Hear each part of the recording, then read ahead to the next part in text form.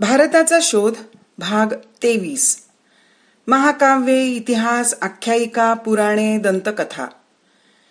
रामायण आणि महाभारत या दोन प्राचीन महाकाव्यांना त्यांचे आजचे स्वरूप प्राप्त व्हायला बहुधा शेकडो वर्षे लागली असावीत. पुन्हा पुन्हा त्यांच्यात भर घालण्यात येतच होती. या दोन्ही ग्रंथांमध्ये इंडो आर्यन लोकांच्या आरंभीच्या काळाचा इतिहास, त्यांचे दिग्विजय, ते सर्वत्र पसरत होते व राज्य स्थापित होते तेव्हा त्यांची आपसातील यादवी वाढून झालेल्या युद्धाचा वृत्तांत आहे. परंतु तो त्या घटनांच्या वेळी लिहिलेला नसून नंतरच्या काळात केव्हा तरी लिहिला जाऊन एके जागी संग्रहित केला गेला आहे. या दोन ग्रंथांनी बहुजन समाजाच्या मनावर हजारो वर्षे जो सतत खोल परिणाम केला आहे तसा जगाच्या इतिहासात अन्यत्र एखाद्या ग्रंथाने केलेला आढळणार नाही. जरी अतिप्राचीन काळी ते तयार झाले होते किंवा झालेले असले तरी आजही जनतेच्या चालू जीवनावर त्यांचा प्रभाव पडतो आहे. त्यांची स्फूर्ती जिवंत आहे. मूळ संस्कृतमधून हे ग्रंथ फार थोडे लोक वाचतात, परंतु भाषांतरे, रूपांतरे, कथा, पुराणे, आख्यायिका, परंपरा या मार्गांनी व अनंत प्रकारे हे ग्रंथ व त्यातील हकीकती जनतेच्या जीवनात एकरूप होऊन गेली आहेत. जनतेचे जीवन वस्त्र रामायण महाभारतांनी ओतप्रोत भरलेले आहे. सांस्कृतिक विकासाच्या वेगवेगळ्या पायऱ्यांवरच्या म्हणजे अगदी वरच्या पंडितापासून अगदी खालच्या निरक्षर अडाणी गावकऱ्यापर्यंतच्या भिन्न रुचीच्या अनेकांचे समाधान एकाच साधनाने करण्याची हातोटी हिंदी लोकांना साधलेली आहे. त्या पद्धतीचा नमुना म्हणजे हे ग्रंथ आहेत. अनेक प्रकारच्या भेदांमुळे, उच्च नीच वर्णांमुळे विस्कळीत पडलेला विविध समाज एकत्र ठेवून त्यांची अनेक दिशांनी फिरलेली तोंडे एकाच दिशेला वळवून या सर्वांच्या करिता सर्वांची मिळून एकच वीर वृत्ती परंपरा, नैतिक जीवनाचा एकच आदर्श निर्माण करण्याची व या प्राचीन भारतीयांजवळ ही जी किमया होती ती काय होती ते आज आपल्याला समजवायला या ग्रंथांचा थोडाफार उपयोग होतो. सर्वांचा दृष्टिकोन एकच असावा, सर्वांना तो समोरचा देखावा सारखाच दिसावा अशी सर्वत्र एक वृत्ती निर्माण करण्याचा या ग्रंथांनी मुद्दाम प्रयत्न केला. यामुळे पुढच्या काळात समाजात अनंत भेद पडूनही ही एक वृत्ती जिवंत राहिली. इतकेच नव्हे तर तिच्या समोर भेदवृत्तीला अंधारात दबून बसावे लागले. युरोप अमेरिकेतील लहान मुलांना अद्भुत रम्य नवलकथा किंवा शूरांनी केलेल्या धाडसाच्या गोष्टी सांगतात, तशाच या रामायण महाभारतातल्या कथा माझ्या आईने किंवा घरातल्या दुसऱ्या वडील बायकांनी मला सांगितल्या. हीच माझी सर्वात जुनी अगदी लहानपणची पहिली आठवण आहे. त्या कथांमधून मला अद्भुत रम्य व साहस म्हणजे काय ते कळले. शिवाय दरवर्षी रामलीला वगैरे उघड्यावर सर्व लोकांकरिता केले जाणारे समारंभ असत. तेथेही मला दरवर्षी घरची मंडळी नेत. तेथे लोकांच्या झुंडी उत्सव पाहायला व मिरवायला जमत.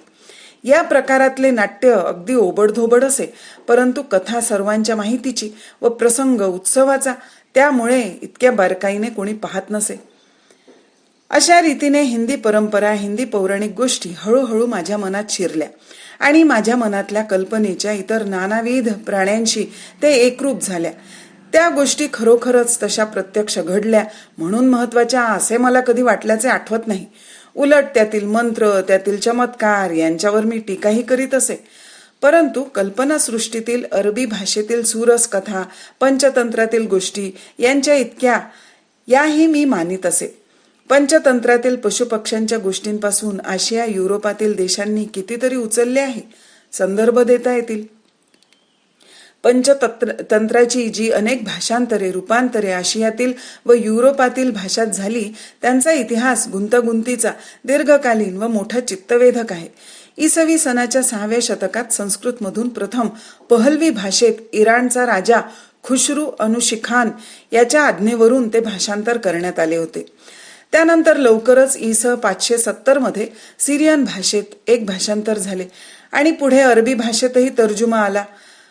11व्या शतकात पुन्हा नव्याने सिरियन, अरेबिक आणि पर्शियन भाषांमध्ये नवीन भाषांतरे झाली. पर्शियन भाषेतील हा तर्जुमा कालिया दमन नावाने सुविख्यात झाला. या भाषांतराच्या द्वारा पंचतंत्र युरोपात गेले. 11व्या शतकाच्या शेवटाला सिरियन भाषेतून पंचतंत्राचे ग्रीक भाषेत भाषांतरे झाली व थोड्या दिवसांनी हिब्रू भाषेतही अनुवाद करण्यात आला. 15व्या व 16व्या शतकात युरोपातील अनेक भाषांमध्ये जसे Latin, Italian, Spanish, German, Swedish, Danish, Dutch Icelandic, French, इंग्रजी, हंगेरियन, तुर्की आणि स्लाव्ह जातींच्याही अनेक भाषांमध्ये ही भाषांतरे, रूपांतरे अवतरली. अशा रीतीने पंचतंत्रातील या गोष्टी युरोपातील आणि आशियातील वाङ्मयात मिसळून गेल्या.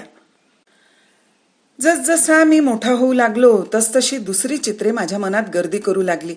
हिंदुस्थानातील आणि युरोपातील अद्भुत कथा, ग्रीक पौराणिक कथा, जोन ऑफ आर्कची गोष्ट, एलिस इन वंडरलँड मधील गोष्ट, बिरबल आणि बादशहाच्या गोष्टी, शेरलॉक होम्स, राजा आर्थर आणि त्याचे सरदार मंडल, झाशीची राणी, 1857च्या हिंदी स्वातंत्र्य युद्धातील वीरांगना, राजपुतांच्या पराक्रम कथा, शौर्य धैर्य कथा, धर्मयुद्धाच्या कथा इत्यादीत माझे मन रमले. या साऱ्या पौराणिक आणि ऐतिहासिक, काल्पनिक आणि खऱ्या अशा गोष्टींनी माझे मन भरून गेले आणि एक प्रकारचा विचित्र गोंधळ उडाला. परंतु अगदी बाल्यावस्थेत असल्यापासून ज्या हिंदी पौराणिक कथा मी ऐकल्या होत्या त्यांचेच पार्श्वभूमी माझ्या मनःचक्षूंपुढे कायम उभी होती. माझ्या मनावर इतर शेकडो विविध गोष्टींचा परिणाम होत असतानाही जर भारतीय पौराणिक कथांची पार्श्वभूमी कायम राहिली तर अशिक्षित हिंदी जनतेच्या मनावर, ज्यांनी इतर फारसे काही वाचलेले नाही, ऐकलेले नाही, अशांच्या मनावर या प्राचीन पौराणिक गोष्टींचा किती खोल परिणाम होत असेल त्याची कल्पना करावी. ह्या पौराणिक कथांचा मनावर प्रभाव पडतो तो सांस्कृतिक आणि नैतिक दृष्ट्या फार चांगला असतो. या गोष्टीतून, रूपक कथांमधून जे एक सौंदर्य आहे, जो एक काल्पनिक प्रतीकवाद, ध्येयवाद आहे, त्या साऱ्याचा नाश करावा, ते सारे फेकून द्यावे असे जर कोणी म्हणेल तर मला अगदी मनापासून त्याचा राग येईल. भारतीय दंतकथा व पौराणिक गोष्टी रामायण महाभारताच्याही पूर्वीपासून चालत आलेल्या आहेत. वेद काळापासून त्यांचा आरंभ आहे आणि नानाविध स्वरूपात संस्कृत साहित्यात त्या सर्वत्र सापडतात. कवी आणि नाटककार या कथांचा भरपूर फायदा करून घेतात आणि त्यांच्यावर स्वतःची रचना उभी करून आपल्या स्वतःच्या गोष्टी, आपल्या मधुर कल्पना त्याभोवती गुंफतात. या काव्यमय कल्पनांमध्ये सुंदर दर्जाच्या पायाचा स्पर्श होताच अशोक फुलू लागतो. कामदेव आणि त्याची पत्नी रती यांची, त्यांचा मित्र जो वसंत ऋतू, त्याच्या संगतीतील नाना साहसांचे वर्णन येते. साहसी वृत्तीचा काम आपले पुष्पबाण शिवावर सोडतो, परंतु शिवाच्या तृतीय नयनेतून एकदम भडकून निघालेल्या अग्नीमुळे त्याची राख होते. परंतु देह जळाला तरी अनंग रूपाने मनसृष्टीत तो अमर होऊन बसतो. या बहुतेक प्राचीन कथा, पौराणिक कथा धीरोदात्त आहेत. दिलेला शब्द पाळावा, सत्य सोडू नये, कितीही आपत्ती कोसळत वाटेल ते परिणाम भोगावे लागोत, समोर मृत्यूही उभा राहो तरी प्रामाणिकपणा, निष्ठा यांचा त्याग करू नये, धैर्य धरावे, सत्कृत्ये करावी, सर्वांच्या हितासाठी त्याग करावा असा उपदेश या कथांमध्ये केलेला असतो. कधी कधी अशी एखादी गोष्ट केवळ काल्पनिक असते, कधी सत्य व कल्पना यांचे मिश्रण करून परंपरागत आलेल्या एखाद्या गोष्टीचे अतिशयोक्तीपूर्ण चित्र असते. सत्य व कल्पना यांचे इतके बेमालूम मिश्रण असते की त्यांना पृथक करणे अशक्य असते. या मिश्रणातून एक काल्पनिक इतिहास तयार होतो. या इतिहासात प्रत्यक्ष खरोखर काय घडले ते जरी नसले तरी तितकीच महत्वाची दुसरी एक गोष्ट यातून निष्पन्न होते, ती ही की कथा खरोखरच अशी घडली अशी लोकांची श्रद्धा बनते. आपले शूरवीर पूर्वज असे अचाट पराक्रम करीत होते असे लोकांना वाटते आणि लोकांना प्रेरणा देणारी ध्येयही असतात. अशी लोकांची या कथांसंबंधी वृत्ती असल्यामुळे त्या खऱ्या व काल्पनिक कथांचा जनतेच्या जीवनावर जिवंत परिणाम चालू राहून सतत असे घडे की रोजच्या कबाड कष्टांमधून, दैन्यातून क्षणभर त्यांचे मन या कथांच्या उच्च पातळीवर रमत राही व या कथांमुळे एका अतिदूर कष्टसाध्य ध्येयाचे निदान दर्शन तरी त्यांना घडून त्या ध्येयाकडे जाण्याचा प्रयत्न व शुद्ध चरणाच्या मार्गाने त्यांना दिग्दर्शन घडे. रोमन लोकांच्या ल्युक्रेशिया वगैरेच्या शौर्य धैर्याच्या गोष्टी खोट्या आहेत, केवळ तकलुपी आहेत असे म्हणणाऱ्यांचा जर्मनी कवी गटे याने धिक्कार केला आहे असे सांगतात. तो म्हणे की जे मुळातच खोटे व नकली बनावट असते त्याचे सोंग कसेही सजवले तरी बावळट व अवसान घातकीच राहणार. त्यात सौंदर्य दिसणे शक्य नाही, त्यातून स्फूर्तीची चेतना होणे शक्य नाही. अशा सुंदर स्फूर्तिदायक घटनांची कल्पना करण्या इतके तरी रोमन लोकांचे मन मोठे होते, म्हणून आपण निदान त्यावर विश्वास ठेवण्या इतके आपले मन तरी मोठे केले पाहिजे.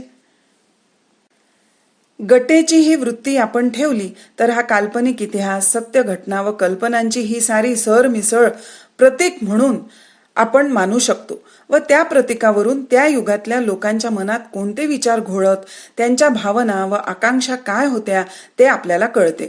शिवाय आणखी एका अर्थी हा इतिहास खरा ठरतो, कारण त्यातील घटनांमधूनच पुढचे विचार व कृती म्हणजे पुढचा इतिहास निघाला. धर्म व तत्वज्ञान यातील नैतिक विचार व कल्पना तरंगांचा प्रभावी परिणाम प्राचीन भारतीयांच्या इतिहासाच्या कल्पनेवरही झालेला आहे. इतिहास, ध्येय व विचार यांचे संकलन असेच त्यांना वाटे. केवळ जंत्रीवजा कथनाला घडलेल्या शेकडो गोष्टींचे वृत्तांत नमूद करून ठेवण्याला त्यांनी फारच थोडे महत्त्व दिले. इतिहास कालात घडलेल्या घटना व केलेली कृत्ये यांचा मानवी वर्तनावर, मानवी जीवनावर काय परिणाम झाला, कोणता ठसा उमटला, कोणते वळण लागले या गोष्टींकडे ते अधिक लक्ष देत, या गोष्टीला प्राधान्य देत. ग्रीक लोकांप्रमाणेच भारतीयही अति कल्पनाशील व कलात्मक दृष्टीचे होते. गतकालीन घडामोडींच्या वर्णनात या कल्पनेला आणि कलात्मकतेला त्यांनी स्वच्छंद वाव दिला, कारण त्या घडामोडीतून भविष्यकालीन वागणुकीसाठी धडा घेणे, त्यातून काहीतरी तात्पर्य काढणे याच गोष्टीवर त्यांचा भर होता. ग्रीक लोक तसेच चीनी व अरब लोक हे ज्या अर्थाने इतिहासकार होते त्या अर्थाने भारतीयांनी कधीही इतिहास लिहिला नाही. परंतु असे इतिहास त्यांनी ठेवले नाहीत, यामुळे फार नुकसान झाले.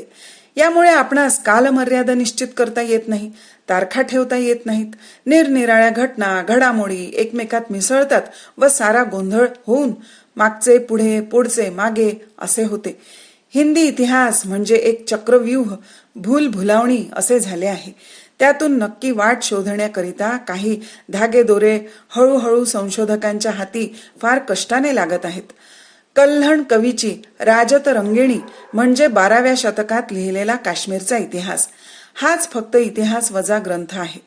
रामायण, महाभारत आणि असेच इतर समकालीन काही लेख, शिलालेख, नाणी, कलात्मक आणि शिल्पात्मक नमुने, संस्कृत साहित्य यातून जो काही बाकी तुटपुंजा इतिहास मिळेल तो गोळा करावा लागतो. तसेच ग्रीक व चीनी प्रवाशांनी प्रवास वृत्तात लिहून ठेवले आहेत आणि पुढे अरबी प्रवासीही आले होते, त्यांनीही लिहून ठेवलेल्या हकीकती आहेत, त्यांचाही फार उपयोग होतो. त्या ऐतिहासिक दृष्टीच्या अभावामुळे सामान्य जनतेचे फार नुकसान झाले नाही, कारण इतर देशातल्याप्रमाणे किंबहुना त्याही पेक्षा अधिकच हिंदी जनतेने भूतकालाच्या आपल्या इतिहासाचे चित्र घडवताना पिढ्यानपिढ्या तोंडातोंडी चालत आलेल्या गोष्टी, पुराणे, आख्यायिका ही सामग्री वापरली. आख्यायिका व सत्यकथा यातून बनलेला हा कल्पनारम्य इतिहास साऱ्या जनतेला सर्वत्र माहीत असे आणि त्यामुळे त्यांना एक बळकट, शाश्वत अशी सांस्कृतिक पार्श्वभूमीही प्राप्त झाली. परंतु इतिहासाकडे आपण दुर्लक्ष केले त्याचे दुष्ट परिणाम अद्यापही आपणास भोगावे लागत आहेत, कारण त्यामुळे डोळ्यांसमोर निश्चित असे काही येईना. एक प्रकारची कल्पनेत रमण्याची सवय झाली, भोवतालच्या प्रत्यक्ष जगाचा संबंध सुटला व भोळसटपणा आणि अंधश्रद्धा यांचे राज्य झाले. सत्य शोधनाच्या बाबतीत एक प्रकारची प्रखर दृष्टी असावी लागते. ती नाहीशी होऊन खरी घटना काय घडली ते पाहण्याच्या कामी बुद्धीला बुरशी चढली, मोघमपणा आला. तसे पाहिले तर इतिहासापेक्षा साहजिकच कितीतरी मोघम व अनिश्चित अशा तत्वज्ञासारख्या क्लिष्ट विषयात हीच बुद्धी अगदी तल्लख होती. एखाद्या विचाराचा धागा मोकळा करण्यात व या पसाऱ्याचा समन्वय करण्यात ही बुद्धी सहज चाले. पुष्कळ प्रसंगी अगदी तर्क कर्कश बने व केव्हा केव्हा उघड अविश्वासही दाखवी. परंतु प्रत्यक्ष घटना काय घडली या बाबतीत मात्र ही तर्कशुद्ध विचारसरणी नव्हती. कदाचित याचे कारण हेही असेल की प्रत्यक्ष घटना म्हणून घटनेचे त्या बुद्धीला इतके महत्त्व वाटत नसेल. परंतु अशा या देशाला अर्वाचीन युगाची आधुनिक शास्त्रांची धडक येऊन पोचल्यामुळे प्रत्यक्ष घटनांचा अधिक विचार होऊ लागला आहे. पुराव्याची छाननी करून मग काय ते ठरविण्याची वृत्ती आता आली आहे. केवळ परंपरागत म्हणून कोणतीही गोष्ट मानायची तयारी आता राहिली नाही. कितीतरी तज्ज्ञ इतिहासकार आता कामाला लागले आहेत, परंतु त्यांची दुसऱ्या टोकाकडची चूक होते. जिवंत असा इतिहास निर्माण करण्याच्या ऐवजी केवळ घडामोडींचा जंत्री वजा बारीक सारीक तारखा व बिनचूक शके सण यांनीच भरलेला एक निर्जीव इतिहास ते तयार करत असतात. परंतु असे प्रयत्न होत असूनही एखादे वेळी एकदम पूर्व परंपरेच्या अभिमानाची लाट येऊन बुद्धिमान माणसांचीही चिकित्सा दृष्टी आंधळी होते. हा चमत्कार आहे. आजच्या गुलामीच्या काळात राष्ट्रीय भावना मनात पेटत असल्यामुळे हे होत असावे. जेव्हा आपण राजकीय दृष्ट्या आणि आर्थिक दृष्ट्या संपूर्ण स्वतंत्र होऊ तेव्हाच आपले डोके चिकित्सात्मक दृष्टीने भावनावश न होता शांतपणे सरळ चालेल. भाग 23 समाप्त. भारताचा शोध भाग 23.